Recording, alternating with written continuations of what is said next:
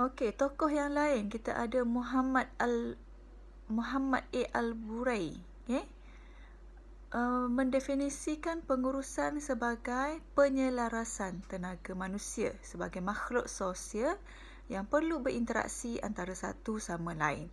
Maknanya ia berkaitan dengan penyelarasan. Penyelarasan tentang apa? Tentang tenaga manusia. Sebab apa kena selaraskan tenaga manusia? Sebab manusia ini merupakan makhluk sosial yang perlu berinteraksi antara satu sama lain. Jadi ia memerlukan kepada satu aspek penyelarasan tenaga, pengurusan. Okay?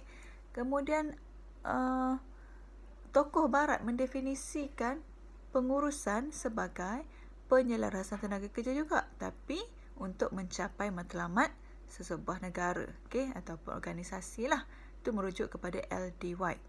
Manakala Profesor Syed Osman Al-Habsyi mendefinisikan pengurusan sebagai satu proses untuk mendapatkan segala sumber untuk mencapai matlamat. Nampak tak kat situ? Semuanya tidak lari daripada tujuannya untuk mencapai matlamat. Tak kira apa pun pengertian pengurusan di awalnya, sama ada penyelarasan tenaga manusia ataupun proses sosial, ianya adalah bermatlamatkan untuk mencapai matlamat organisasi, sama ada berbentuk perkhidmatan ataupun barangan. Maksudnya pengurusan ni ia tak dapat lari daripada satu proses ataupun satu penyelarasan bagi mencapai matlamat sesebuah organisasi.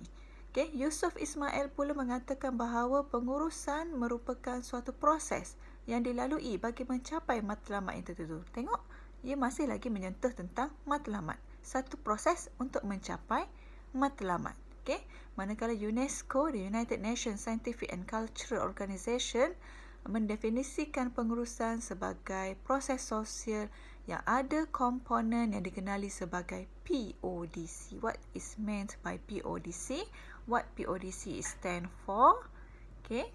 Iaitu planning, organizing, directing and controlling. Maknanya UNESCO mendefinisikan pengurusan sebagai satu proses sosial yang ada beberapa langkah di dalamnya, iaitu proses yang pertama adalah P, planning, O, organizing, D, directing and C, controlling. What is meant by each and every of this word, we can